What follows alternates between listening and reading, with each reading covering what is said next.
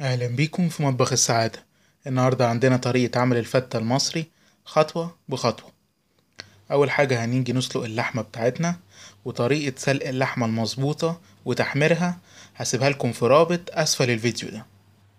أول حاجة عندنا زبدة أو سمنة على حسب الرغبة، ومعاهم 10 فصوص توم مفرومين أو على حسب الرغبة، يعني كل واحد على حسب الكمية اللي هو هيعملها.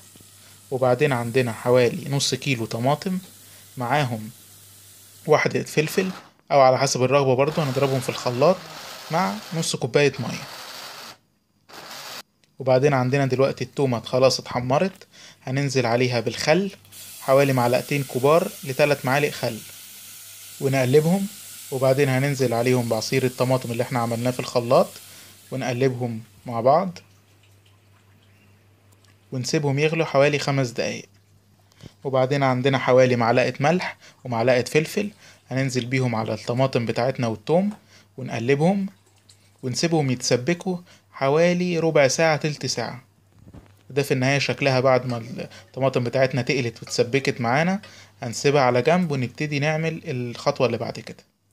هنجيب برضو زبدة أو سمنة وهننزل معاهم برضو بحوالي 5 فصوص توم ونحمرهم مفرومين طبعا، وهنحمرهم كويس لغاية ما ياخدوا معانا لون. وأول ما التومة خلاص تتقدح على النار وتاخد لون، هننزل بمعلقة كزبرة صغيرة ونقلبهم، والكزبرة بتدي ريحة جميلة قوي. وبعدين هنبتدي ننزل بالخل بتاعنا حوالي معلقتين خل كبار،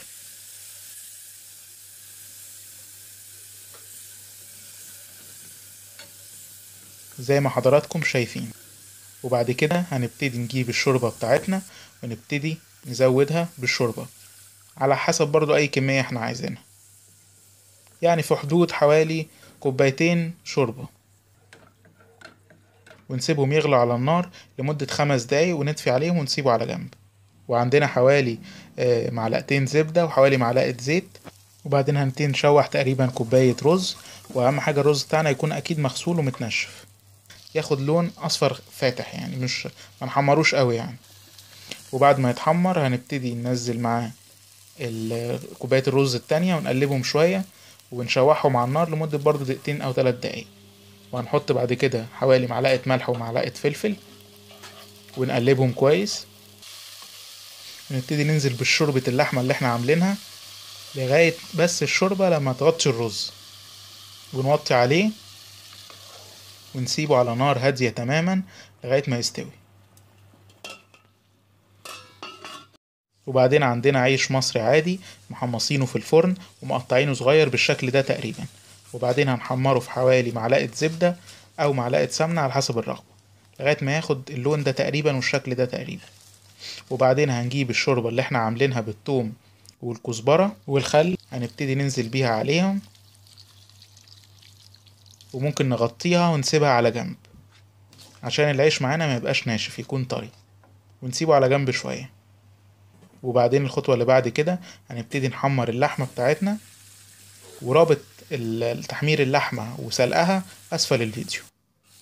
ممكن نعمل معاها بيض مسلوق ونحمره مع اللحمة، بيدي طعم جميل جدا مع الفتة. وده شكل في النهاية بتاعتنا العيش. هننزل بيه بالرز على حسب برضو كل واحد ورغبته، ممكن ناس تحب رز كتير، عيش اكتر، كل واحد ورغبته. ونبتدي نسقي الرز بتاعنا بالشوربة حوالي مغرفة او مغرفتين شوربة على حسب الرغبة. وبعدين هنحط الطماطم بتاعتنا بشكل دائري او باي شكل احنا نحبه. وبعدين في النهاية ده شكل الفتة بتاعتنا بعد ما حطينا البيض واللحمة المحمرة. واتمنى حضراتكم تجربوها، وهي سهلة جدا. وانتظروا المزيد على مطبخ السعادة.